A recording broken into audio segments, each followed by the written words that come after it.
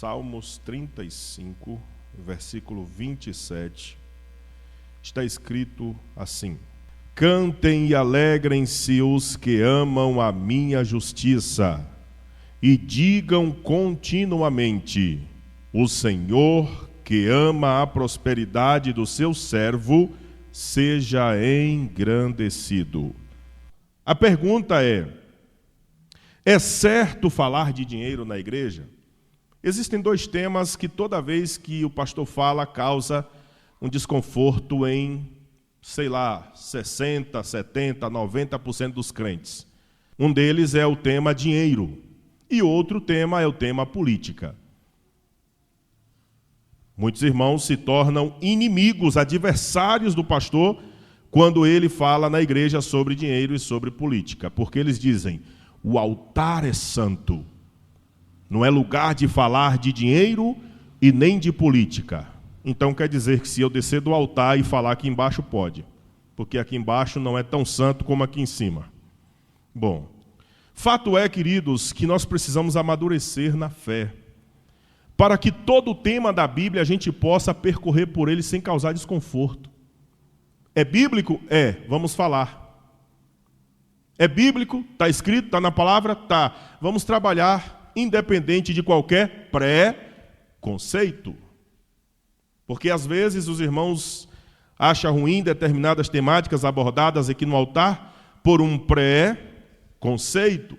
Isto é, um conceito previamente definido e, na sua grande maioria, conceitos definidos da maneira equivocada. Então, essa é a pergunta inicial: é certo falar de dinheiro na igreja? Depois, queridos, a Bíblia fala de dinheiro? Será que nós temos respaldo bíblico para falar de dinheiro na Bíblia? Bom, se a Bíblia fala de dinheiro, logo não é errado falar de dinheiro na igreja. Porque se está na Bíblia, por que não posso falar na igreja? Sim ou não? Então, se está na Bíblia, eu posso falar. Então, queridos, é bíblico e tem que ser falado na igreja. Como nós estamos no nosso contexto de Assembleia de Deus, eu até compreendo, queridos, o porquê que na vida de alguns ou para alguns irmãos é um tanto espantoso se falar de dinheiro, se falar de prosperidade na igreja. Eu até entendo. Por quê? Porque a teologia da prosperidade, ela simplesmente varreu o nosso país. E essa teologia da prosperidade, ela veio trazendo inúmeras mazelas, inúmeros conceitos equivocados, em nome de Deus e da palavra de Deus. E por conta disso, dessa famigerada teologia da prosperidade, da interpretação que se deu ao princípio da contribuição, da oferta, do dizimar, do contribuir na casa de Deus, a deturpação desse princípio fez com que muitos pastores sérios abdicassem da tarefa de trabalhar esse tema na igreja, para não serem associados como defensores da teologia da prosperidade. Então, muitos pastores da nossa igreja, Assembleia de Deus, no Brasil, abriram mão de falar desse princípio bíblico que é prosperidade, para não serem associados. Mas quando, queridos, na igreja se priva de trabalhar alguns temas que a Bíblia defende, automaticamente muitos irmãos são dominados pela ignorância bíblica a respeito daquele assunto, e tudo que vier de lá para cá como ideia fundamental, infelizmente na vida de alguns, serão bem recebidos, serão aceitos. Por isso, o pastor e os obreiros, o ministério, não deve se privar de falar de tudo aquilo que está escrito. Por exemplo, queridos irmãos, claro que não tem nada a ver com o assunto de hoje aqui, mas é só para enfatizar um pouco a respeito dessa negligência ou desse declínio de falar de determinadas temáticas da Bíblia. O arrebatamento da igreja já não tem sido mais esperado por muitos irmãos, por muitos até pastores. Por quê? Porque nós vivemos aí um certo esquecimento da doutrina da volta do Senhor Jesus. Então veja que é perigoso, queridos, quando por causa de uma deturpação doutrinária das Escrituras, nós abrimos mão de falar daquele tema. Nós não podemos fazer isso, temos que falar. Porque se não falarmos aqui, alguém vai falar lá fora de maneira muitas vezes deturpada, equivocada, e muitos dos nossos irmãos irão beber desta água suja. E depois o trabalho de refazer, de transformar, de reconstruir as doutrinas bíblicas na mente, no coração dos irmãos, será muito maior do que o desconforto de falar e ser censurado por uma associação de um conceito errado. Então, queridos, a teologia da prosperidade, ela acabou inibindo a nossa igreja, a Assembleia de Deus, de falar do tema prosperidade. Quando um pastor diz assim, eu quero falar sobre prosperidade, aí as pessoas dizem, já vem falar de teologia de prosperidade. E uma coisa não tem nada a ver com a outra. Porque as pessoas associam que falar de teologia de prosperidade é falar do sincretismo que existe, ou falar dessa deturpação doutrinária do tema prosperidade. Aí as pessoas já vêm preparar a gente para concordar com a venda de objetos em nome de Deus, para nos fazer aceitar que se nós não prosperamos é porque estamos em pecado, é porque Deus não está conosco, porque são essas as afirmações dos defensores da teologia da prosperidade. Se você não prospera é porque você está em pecado. E não tem nada a ver uma coisa com a outra, irmão. Não tem nada a ver uma coisa com a outra. Se você não prospera é por diversas razões. E uma delas talvez seja por você mesmo, não tenha nem a ver nem com Deus nem com o diabo, tem a ver com você mesmo. Porque muitas vezes, queridos, a falta de prosperidade está muito atrelada à administração financeira das bênçãos que Deus coloca na sua vida. Então, se Deus te abençoa e você não administra bem aquelas bênçãos, infelizmente você não vai prosperar. E o que é que isso tem a ver, irmão, com teologia de prosperidade? Isso tem a ver com responsabilidade ou irresponsabilidade pessoal. Cada irmão, amém ou não amém? Então, vamos entender que falar de prosperidade na igreja é falar de um tema que é bíblico. É falar de uma das bênçãos que Deus libera sobre a vida do seu povo.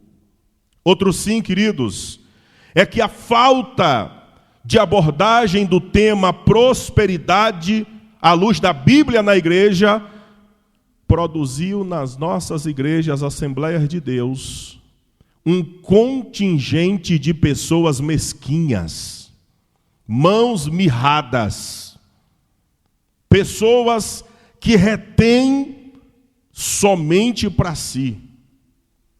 E nós vamos ver, queridos irmãos, que nós não podemos nos calar de falar das doutrinas e de todos os conselhos de Deus contidos nas Escrituras, para que na nossa omissão produzamos crentes mesquinhos, avarentos.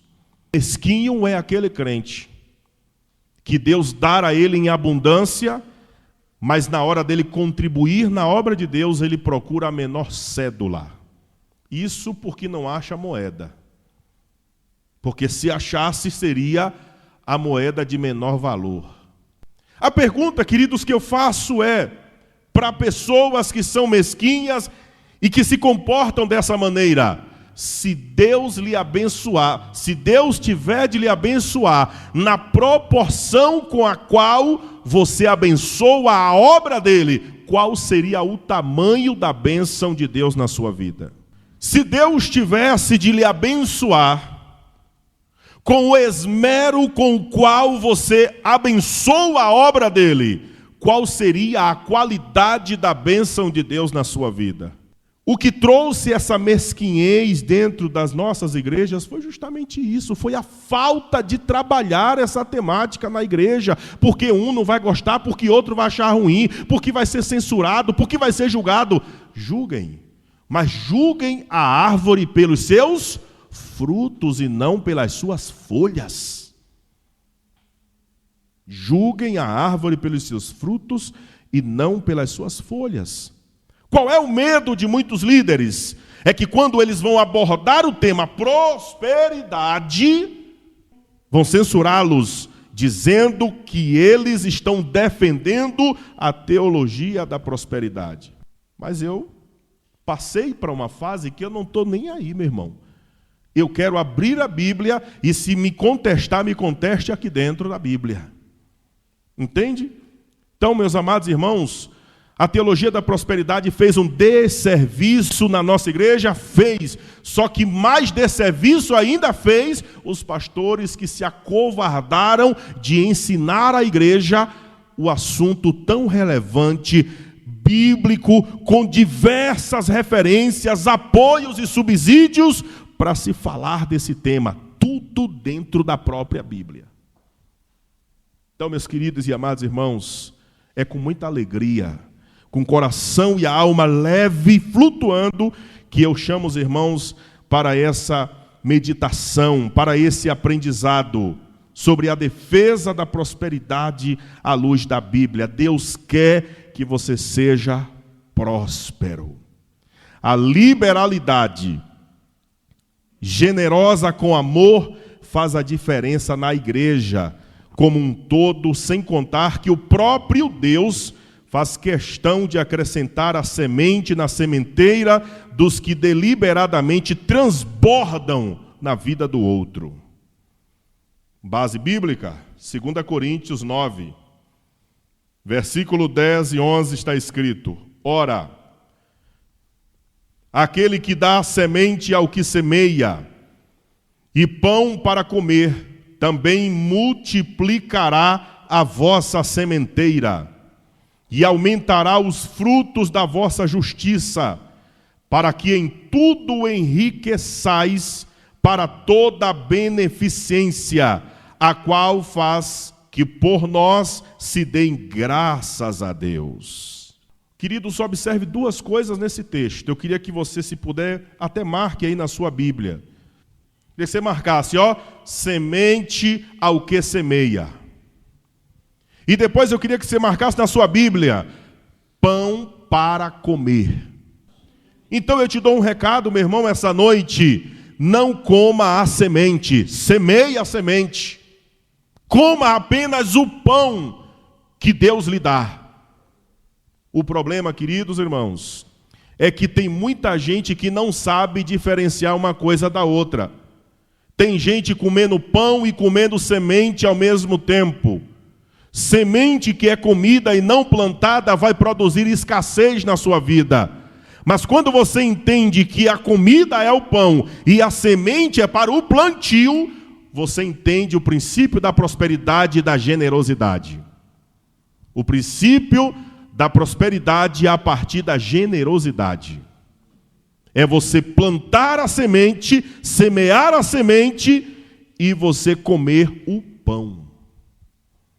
Se todas as sementes do mundo fossem comidas, e se não houvesse plantio, e se naturalmente não nascesse as sementes que já estavam plantadas, todos nós morreríamos de fome porque comemos a semente. Oh, glória não, misericórdia. Então, meus queridos irmãos, pegue essa visão, está na Bíblia. Não estou inventando, está no texto. Aquele que dá semente ao que semeia, pão para comer, também multiplicará a vossa sementeira e aumentará os frutos da vossa justiça. Então, queridos, olha aqui um forte princípio de prosperidade. Ele me dá a semente, eu planto a semente. Ele me dá o pão, eu como o pão. Ele multiplica a minha sementeira, ele aumenta os frutos da minha justiça ou da nossa justiça. E depois, em tudo enriqueçais, para toda a beneficência a qual faz que por nós se dêem graças a Deus. Então, meus queridos irmãos, aqui nós entendemos que a prosperidade mora exatamente nesse conhecimento. Eu quero trazer para os irmãos alguns conceitos de prosperidade. Segundo a língua portuguesa, a prosperidade é o estado ou qualidade de quem é bem-sucedido, feliz e ou afortunado. Já no hebraico, o significado de prosperar, ou sinônimo de prosperidade aqui, que é prosperar, é vencer, ter sucesso, ser útil, dar bom resultado, experimentar abundância. Então, prosperidade é isso. No dicionário, queridos, internacional de teologia do Antigo Testamento, diz que a verdadeira prosperidade resulta da obra de Deus na vida daquele que busca a Deus de todo o coração. Repetindo, a verdadeira prosperidade resulta da obra de Deus na vida daquele que busca a Deus de todo o coração. Então, o que a gente aprende aqui, amados? É que prosperidade tem a ver com a nossa comunhão com Deus. Em Mateus capítulo 6 e o versículo 33. Mas buscai primeiro o reino de Deus e a sua justiça, e todas estas coisas vos serão acrescentadas. Então, a partir desse texto, aqueles que desejam prosperar precisam ter a consciência de não inverter a coisa, mas buscai primeiro o reino de Deus e a sua justiça, e todas estas coisas vos serão acrescentadas. As pessoas invertem o versículo, as pessoas invertem na sua vida prática, fazendo de qual maneira? Colocando essas coisas que serão acrescentadas em primeiro lugar como prioridade da sua busca, e colocando essa busca pelo reino de Deus em segundo lugar. Irmão, o segredo da prosperidade à luz da Bíblia é a sua comunhão com Deus. Primeiro você prospera espiritualmente. Primeiro você prospera no seu relacionamento com Deus. Primeiro você prospera numa vida de busca constante pela presença do Senhor. Primeiro você prospera em um relacionamento sério e comprometido com Deus, e consequentemente Deus acrescenta aquilo que representa necessidades triviais da sua vida. Mas primeiro é Deus, depois as coisas. Prosperidade, à luz da Bíblia, tem a ver com a nossa comunhão com Deus. No segundo livro das Crônicas de Israel, no capítulo de número 26, no versículo 5, nós temos, queridos, um texto riquíssimo de detalhes a respeito desse assunto que estamos a falar. Segundo livro das Crônicas, capítulo 26, versículo 5, mas eu quero ler a partir do versículo 1, que diz assim: Então todo o povo tomou a Uzias, que era da idade de 16 anos, e o fez rei em lugar de Amazias, seu pai. Este edificou a Elate e a restituiu a Judá, depois que o rei adormeceu com seus pais. Era Uzias da idade de 16 anos quando começou a reinar, e 55 anos reinou em Jerusalém. E era o nome de sua mãe Jecolias, de Jerusalém. E fez o que era reto aos olhos do Senhor, conforme tudo o que fizera Amazias, seu pai. Versículo 5. Porque deu-se a buscar a Deus nos dias de Zacarias, sábio nas visões de Deus. E nos dias em que buscou o Senhor, Deus o fez prosperar. Quando que Deus fez Uzias prosperar? Quando ele, depois dele ter se comprometido em buscar a Deus. Então, meus queridos irmãos, esse negócio de prosperar não tem necessariamente, para o crente, não tem necessariamente só o trabalhar desenfreadamente, o ser escravo da empresa, o ser escravo da profissão. Tem a ver com essa vida de comunhão e de relacionamento com Deus. Irmãos, tem crentes que eles dizem assim: pastor, eu não vou em oração de manhã, eu não vou em círculo de oração, eu não consigo ir em todos os cultos, eu não consigo envolver-me com trabalho de missões presencialmente, eu não consigo ir para evangelismo porque eu estou trabalhando. Sabe o que é que essas pessoas vão ganhar? Muito dinheiro. Ah, então está prosperando, pastor, para gastar com a saúde, com remédios, medicamentos e enfermidades. Salomão chama isso de vaidade. Mas aqueles que colocam como prioridade o buscar a Deus, o nutrir a comunhão com Deus, o resultado desta pessoa é prosperidade. É prosperidade, irmão. E outra, prosperidade saudável, não é aquela prosperidade, fulano tem um carrão, tem a mansão, tem uma conta abastecida, só não tem saúde. Por quê? Porque a prosperidade dele é uma prosperidade adquirida sozinho, sem o auxílio de Deus. Quem prospera sem o auxílio de Deus, prospera aqui para gastar tudo ali, com doença, com saúde, com desgaste físico, com problemas emocionais, com doenças psicossomáticas. Mas qual é o problema? As pessoas correm desenfreadamente atrás de uma prosperidade a todo custo, que não tem tempo para Deus, não tem tempo para a fé, não tem tempo para cuidar da sua vida espiritual, não tem tempo para nutrir um relacionamento com Deus. E tudo que ganha aqui é para gastar ali em prol de saúde. Prosperidade sozinho só traz problemas.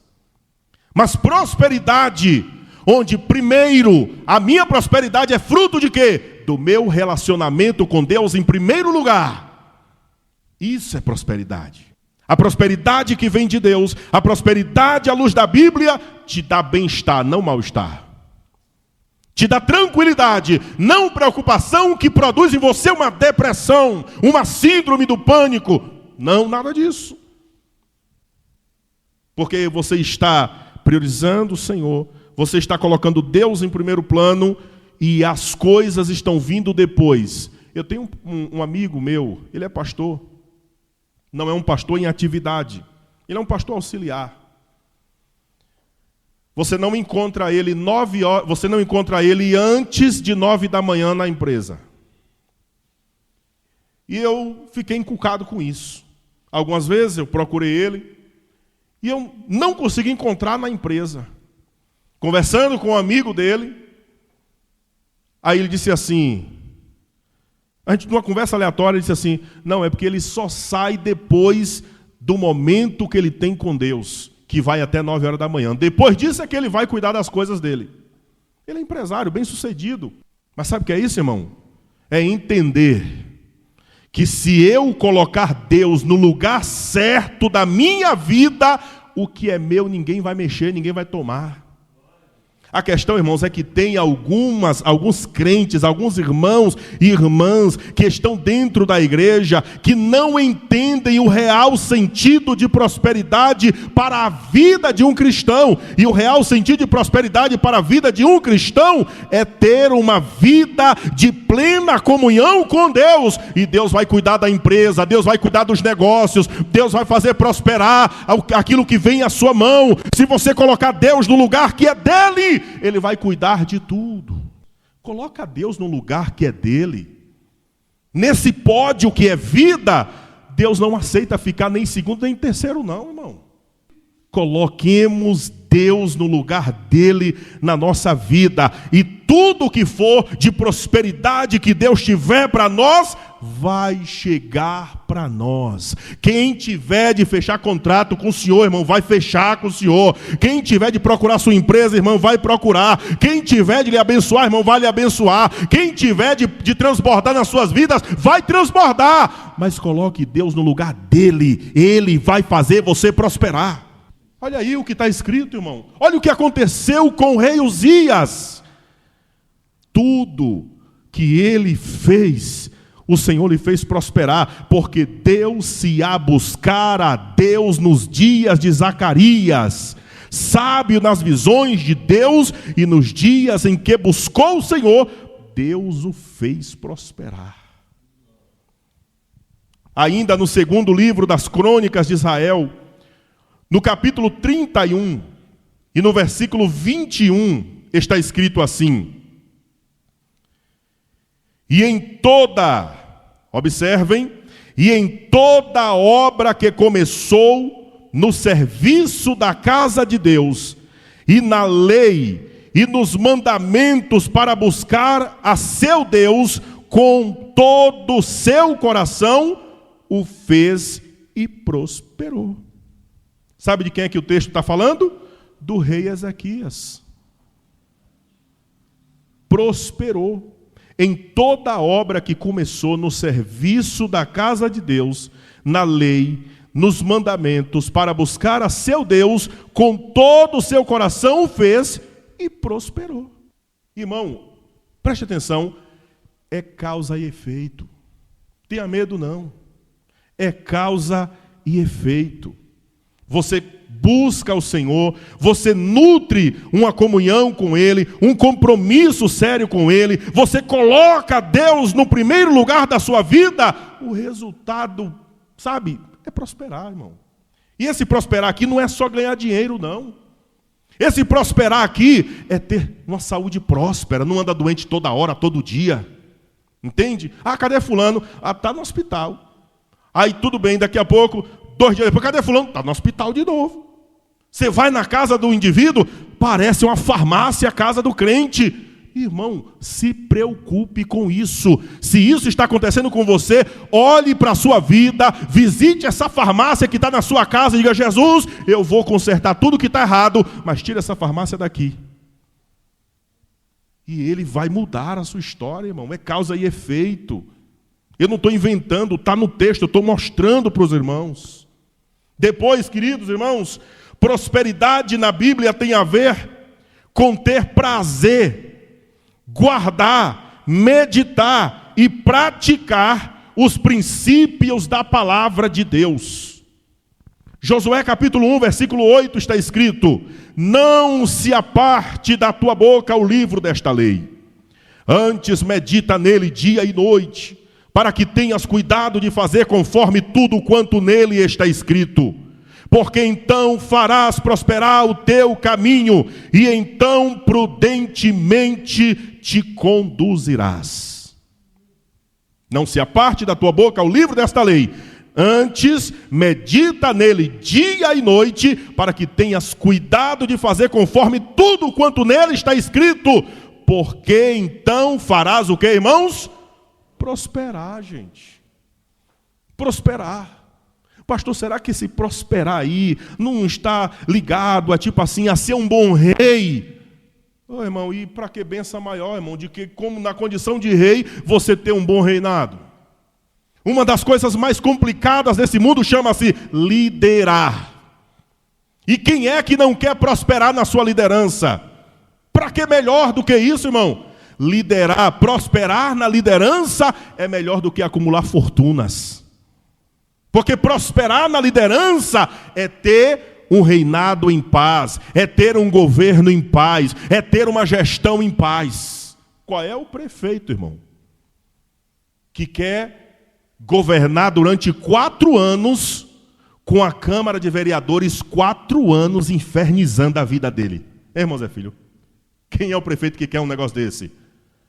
O que é que um prefeito vai querer? Ele vai querer governar 4 anos em paz. E governar em paz é prosperar. É porque às vezes se associa a prosperidade só a dinheiro. Prosperidade tem a ver com ser bem-sucedido na área financeira, na área conjugal, na área familiar, na área empresarial, na saúde, nas emoções, nos relacionamentos interpessoais. Tudo isso tem a ver com prosperidade. O Salmo de número 1 e o verso 3 está escrito: pois será como a árvore plantada junto a ribeiros de águas, a qual dá o seu fruto na estação própria, e cujas folhas não caem, e tudo quanto fizer, vai prosperar em quê, irmãos? Tudo. Vida financeira está em tudo? Vida financeira está em tudo aí? Tá, irmão, é tudo. Saúde está incluso no tudo? Tá, irmão, é tudo. Empresa está inclusa ao tudo? Tá, irmão, é tudo. Então, meus queridos e amados irmãos, será como a árvore plantada junto a ribeiros de águas, a qual dá o seu fruto na estação própria, cujas folhas não caem, e tudo quanto fizer prosperará. E esse tudo quanto fizer prosperará está ligado nas mesmas condições que Deus estabeleceu para Josué, que foi exatamente a condição de quê? De meditar, de guardar, de praticar os princípios da palavra de Deus. Consequentemente, você vai prosperar em tudo. Prosperidade à luz da Bíblia tem a ver, queridos irmãos, com a nossa prioridade em buscar o reino e a justiça de Deus. Mateus 6:33, já falamos dessa referência hoje. Mas buscai primeiro o reino de Deus e a sua justiça, e todas essas coisas vos serão acrescentadas. Se os irmãos observarem o contexto desse texto, os irmãos vão ver que o contexto trata da vida ansiosa das pessoas. Então esse é um dos textos que é utilizado para tratar a ansiedade que aflige a vida de milhares de pessoas. Porque a ansiedade, na sua maioria das vezes, está ligada a uma preocupação exacerbada por aquilo que nem aconteceu ainda. O Senhor Jesus diz: mas buscai primeiro o reino de Deus e a sua justiça. E todas estas coisas que estão te causando preocupação, essas expectativas futurísticas que estão produzindo em você ansiedade, essas coisas que o seu coração está ansiando, está desejando, todas essas coisas, se você colocar como prioridade buscar o reino de Deus e a sua justiça, essas coisas virão para você naturalmente. As coisas de Deus nunca dá, nem antes nem depois do tempo, é sempre no tempo certo. É sempre no tempo certo. Então, nós precisamos entender que essa prosperidade, queridos, à luz da Bíblia, tem a ver com a nossa prioridade em buscar o reino e a justiça de Deus. O comentarista William MacDonald, ele fez um resumo da expressão buscar o reino e a justiça de Deus de uma maneira super agradável. E eu compartilho com os irmãos. Se você colocar os interesses de Deus em primeiro lugar na sua vida, eu garantirei, isso é Deus, suas necessidades futuras.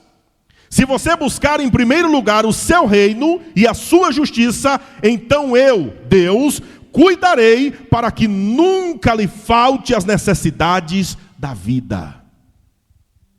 Deus, eu estou trabalhando, mas o meu trabalho não me dá nada além de um salário mínimo. Eu quero que o Senhor me acrescente. Busque em Deus. Busque nele. Ele não é que ele vai mandar, irmão, vai fazer chover dinheiro do céu, não é isso não. E outro, ele pode também se ele quiser, mas não é isso não. Deus, de alguma maneira, ele criará circunstâncias. De repente abre um concurso e você sente aquele impulso, vai, é a tua vez, e você vai e dá certo. De repente, uma ideia vem na sua mente e você diz, será? Aí você vai, coloca na prática e começa a prosperar. Porque Deus não está refém das nossas limitações, irmãos. Deus está acima das nossas limitações. Deus é Senhor da nossa vida. Apenas devemos colocar como prioridade o reino dele e a justiça dele. E aqui, queridos irmãos, fica provado que a prosperidade e vida espiritual caminham juntos. Nós buscamos satisfazer a vontade de Deus e Deus cuida da nossa subsistência na terra. Nós buscamos viver uma vida fiel ao Senhor e o Senhor simplesmente nos abençoa, nos faz prosperar, nos faz galgar posições que sem Ele jamais galgaríamos. Eu olho para a minha vida, irmãos. Eu olho para a minha vida. Se não fosse Deus, eu não estaria aqui. Se não fosse Deus, eu não seria quem sou. Se não fosse Deus, eu não teria chegado a lugares onde cheguei. Se não fosse esse compromisso de dizer primeiro é Ele, eu não estaria aqui, eu não seria quem sou e não estaria na posição que estou. Primeiro é Ele. Colocar Deus em primeiro lugar só vai nos dar vantagens. Mas seguindo, a prosperidade dada por Deus não depende do lugar geográfico onde você está, mas da sua fidelidade a Deus onde você estiver. Eu não sou próspero porque esta cidade não oferece meios de prosperidade. Eu não sou próspero porque eu sou de uma família de origem pobre. Eu não sou próspero porque eu não tive tempo nem oportunidade de estudar. Eu não sou próspero. Eu diria, você é muito próspero em dar desculpas esfarrapadas pelas quais não é próspero.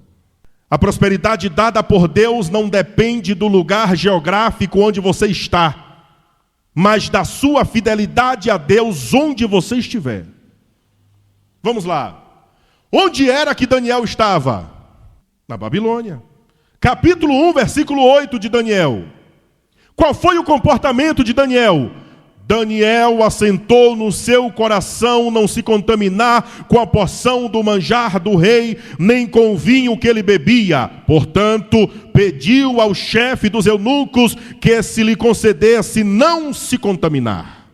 Qual foi a consequência da determinação de Daniel em permanecer fiel ao Senhor? Qual foi a consequência?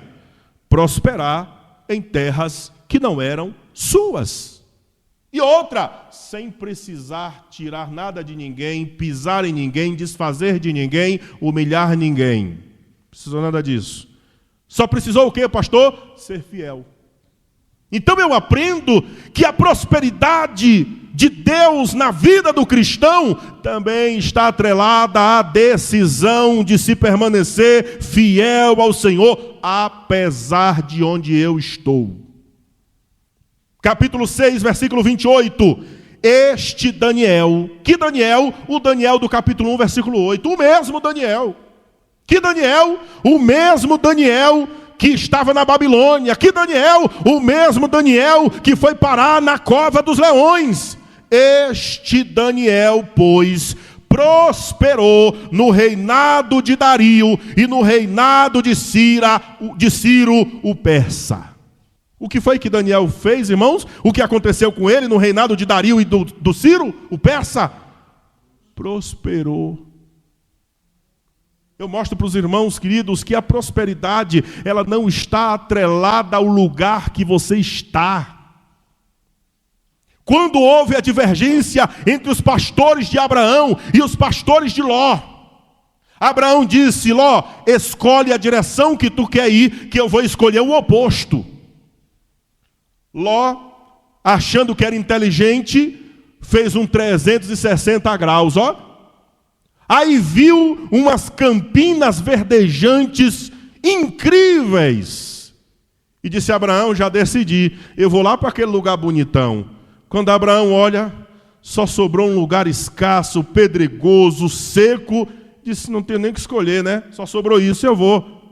Mas a história prova, irmão, quem foi que se deu bem? Não foi o Ló que fez a primeira escolha, mas foi o Abraão. Por quê? Porque a prosperidade de Deus segue aqueles que são fiéis a Deus. Se você for fiel a Deus no deserto, Deus vai fazer o deserto florescer. Se você for fiel a Deus na cova dos leões, os leões não vão te tragar. Se você for fiel a Deus na fornalha de fogo, a fornalha não vai te queimar. Se passares pelo fogo, a chama não arderá em ti. Se pelos rios, eles não te submergerão. Porque quem é fiel prospera na perseguição, prospera no deserto, prospera na luta, prospera na adversidade, prospera na escassez. Deus vira o seu cativeiro porque você é fiel.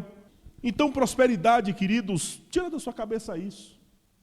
Ah, eu vou para São Paulo porque eu vou prosperar. Faça isso não. Pergunte para Deus: Senhor, onde é o lugar da minha prosperidade? É em Santo Antônio do Jacinto ou em São Paulo? Pergunta para ele: Senhor, onde é o lugar da minha prosperidade? Porque eu estou fiel, vou permanecer fiel. Onde é que eu vou prosperar? Obrigado. José prosperou aonde? No Egito, meu irmão. Porque não tem a ver com o lugar, tem a ver com o seu comportamento com Deus. Tem a ver com isso. Irmãos, eu gosto muito de pregar o que eu vivo, porque eu acho formidável. Eu já prosperei, irmãos, em lugares na obra de Deus que me chamavam de maluco. Ontem eu estava conversando, dando alguns relatórios dos trabalhos missionários que essa igreja está desenvolvendo. Ele disse assim: rapaz, você é um camarada muito corajoso. Sabe por quê, irmão Zé Filho? Porque quando eu falei para ele, porque eu sempre dou relatório, eu sou submisso aos meus líderes. Então, assim, quando eu dei o relatório, ele falei como que a gente está fazendo um trabalho missionário, como que a gente apoiou o missionário Denis, como que a gente está trabalhando na zona rural, os trabalhos da zona urbana.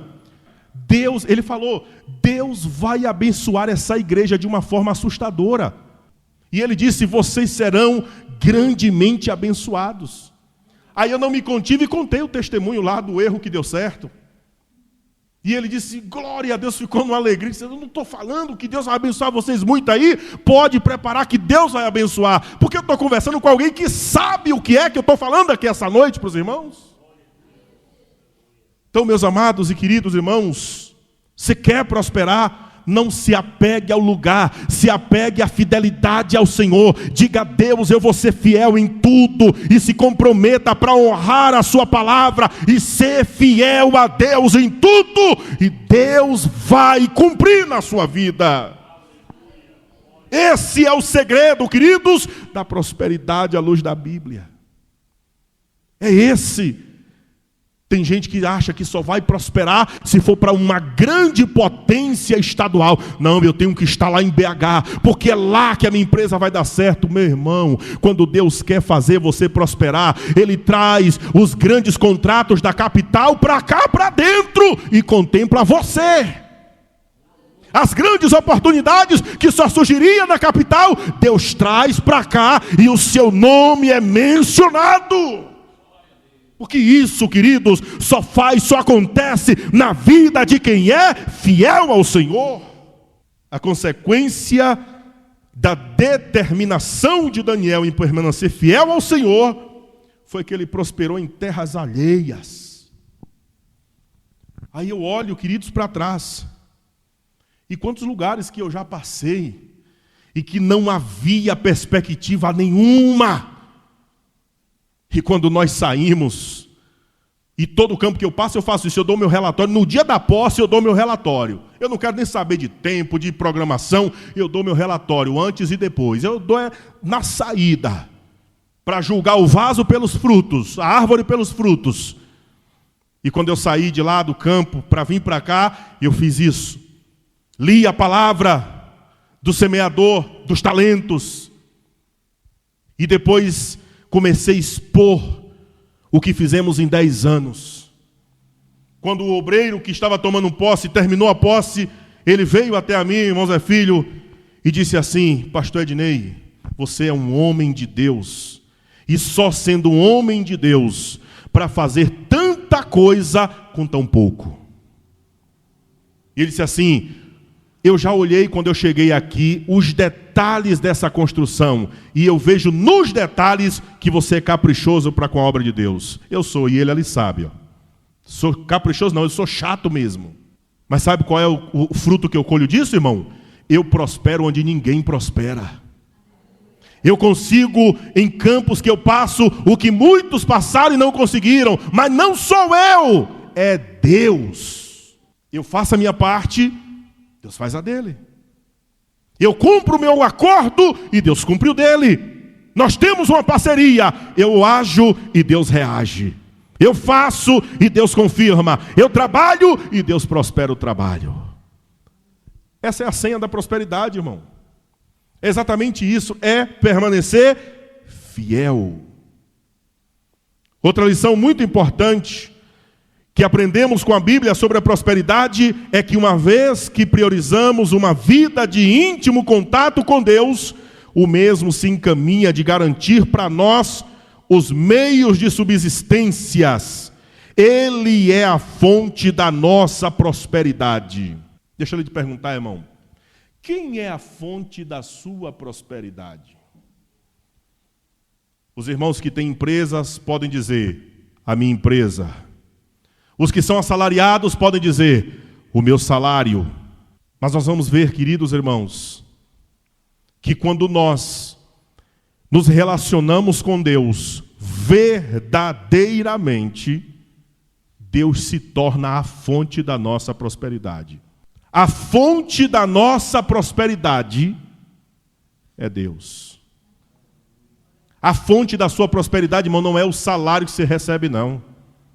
Ah, se esse salário não vier, eu estou frito.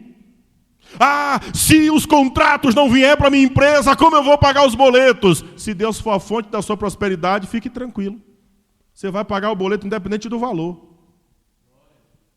Se o salário faltar, fique em paz. Você vai cumprir seus compromissos, não vai faltar comida na sua mesa, porque a fonte da sua prosperidade é Deus. Você não depende de empresa nem de salário, você depende da fonte. E a fonte nunca seca.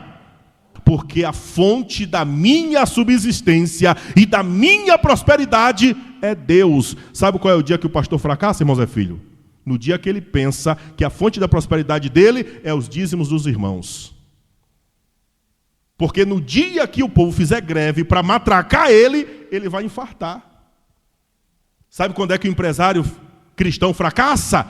Quando ele pensa que a fonte da prosperidade dele é as entradas, os recursos, o consumo dos clientes. Irmão, eu vou ensinar um código para o senhor empresário, a irmã ali empresária, o irmão aqui é professor, os demais aqui, os que são assalariados ou não. Eu vou ensinar um segredo para vocês prosperarem. Sabe qual é o segredo? Primeiro, já ensinei a fidelidade, o compromisso, botar Deus em primeiro lugar. Mas isso aqui é interessantíssimo, ó. É você que tem a sua empresa, dizer: Senhor, está aqui, ó. Está aqui essa empresa, está aqui esse caixa, está aqui essa conta bancária. Mas se isso tudo aqui secar, eu vou continuar bem e prosperando, porque tudo que eu tenho é de ti que vem. É o Senhor que faz prosperar a minha empresa, é o Senhor que faz prosperar os meus negócios, é o Senhor que faz prosperar a minha vida. Aí quando o inimigo vier colocar coisa na sua cabeça, ele recebe logo a mensagem: é Deus a fonte da sua prosperidade. Lucas capítulo 4, versículo 25 e 26 está escrito assim, ó: em verdade vos digo que muitas viúvas existiam em Israel nos dias de Elias, quando o céu se cerrou por 3 anos e 6 meses, de sorte que em toda a terra houve grande fome, e nenhuma delas foi enviado Elias, senão a Sarepta de Sidom, a uma mulher viúva. A questão, queridos, é: por que o texto diz assim? Existiam em Israel, nos dias de Elias, muitas viúvas.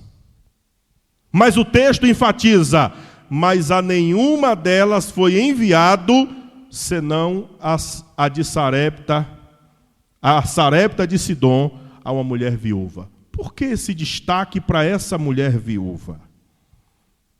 Era Deus dizendo: eu vou ensinar ao meu servo. 1 Reis, capítulo 17, versículo 8. Eu vou ensinar para o meu servo que quem depende de mim, que quem vive sobre a minha dependência, também desfruta do cuidado meu sobre ele. Tinha muitas viúvas e viúvas ricas. Mas olha para onde Deus mandou Elias, irmãos. Olha para onde Deus mandou Elias. Capítulo 17, versículo 8. Então veio a ele a palavra do Senhor, dizendo: levanta-te e vai a Sarepta, que é de Sidom, e habita ali. Eis que eu ordenei ali a uma mulher viúva que te sustente.